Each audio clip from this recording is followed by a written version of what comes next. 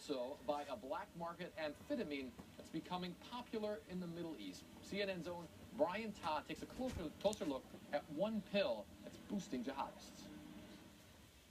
A captured ISIS militant named Kareem tells CNN how he got his battlefield courage. They gave us drugs, hallucinogenic pills that would make you go to battle not caring if you live or die. When our CNN team interviewed Kareem last year, he was being held by Kurdish militants in northern Syria. It was impossible to know if he was telling the truth or if he was being coached by his captors.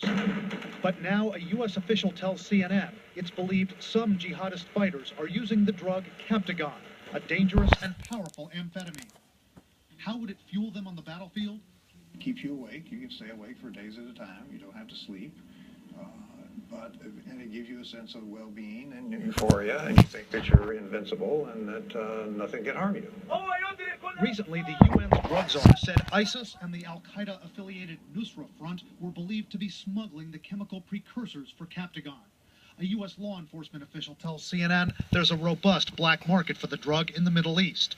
Analysts say the profits fund weapons purchases for jihadist groups. Hezbollah, people affiliated with Hezbollah, have a long history in the production and sale of Capti. At one point, there was a fight between Hezbollah-affiliated persons because some people were angry they weren't getting a cut of some of this business. Capti was developed in the 60s and was first used to treat people with hyperactivity. It's since been banned in the U.S. and elsewhere. And while some question the drug's prevalence among fighters who preach Islamic purity, analysts say jihadists can find a justification. Is it hypocritical? Is it a violation of cultural, religious principles? Jihadist scholars would argue that this is not hypocritical, that, first of all, it's not a drug that's being taken to get high. Psychiatrist Robert Kiesling, who's treated thousands of addicts, says Captigon's so hallucinogenic it can make a user hear voices and see things that aren't there. That can hurt you on the battlefield. Well, absolutely, yeah. But I think they have made the decision that keeping these guys awake for 4 or 5 days at a time and giving them a sense of invincibility is worth whatever harm or side effects the drugs have.